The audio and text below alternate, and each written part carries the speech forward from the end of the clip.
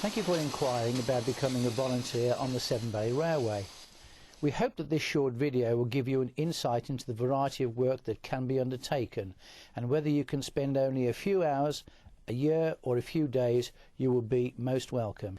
With a paid staff of only approximately 100, but with over 1,500 volunteers, it is easy to see why volunteers play such a vital role in the maintenance and running of the railway. From the skill and training required to drive a locomotive, through to maintenance of the permanent way, from on-train catering through to carriage repair, all share a common aim: to ensure that the Severn Valley Railway retains its role as Britain's leading preserved railway. Safety and training are a prerequisite of volunteer status, as well as an insurance requirement that you are a member of the railway. On receipt of your volunteer application, you will be invited to attend one of the regular Saturday induction days run by our liaison officers Peter Edkins and his deputy Barry Morton. The day will normally start at Bewdley, where we board reserved accommodation for our journey to Bridgnorth. It is a chance to meet new friends, discuss the railway, and there's even time to admire the splendid views. Peter and Barry will obtain further information from you and importantly discuss what you would like to do. It is usually possible to accommodate a volunteer's first choice, but for operational duties such as fireman, signaller and guard, for example, you will normally have to go on a waiting list before being considered for further training. Volunteer guard Roy Bullock describes his duties as a guard, having transferred from his first position as a booking clerk. I first became a volunteer with the Severn Valley Railway at Arley, where I became a booking clerk and looking after the station whilst I was there, keeping it clean and tidy, and that was basically my starting point. Then I became a guard about a year later, having undergone a training period of about 6 months, and I've been a guard for about the last 9 years. Well, the guard's duties at the beginning of the day is to look around the coaches or the train that he's going to be working, to make sure that things like battery boxes are secure, couplings are properly coupled together, and in conjunction with the driver he will carry out a brake test to ensure that the brakes are fully operative throughout the train. This is obviously a very important safety consideration.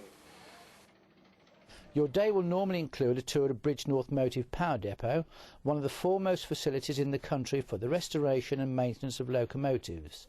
Today we are guided by Shedmaster Derek Wright, a volunteer who travels up from London. With volunteers coming from all over the country, the railway offers overnight accommodation at each station in converted sleeping coaches. The railway undertakes all manner of work on its own locomotives and rolling stock, as well as undertaking contract work. From replacement of boiler tubes through to complete repaint, the railway possesses the skills and experience to undertake this work, with paid staff always welcoming volunteer assistance. With time to grab a quick refreshment from the staff canteen, we board our train for the journey back to Kidderminster.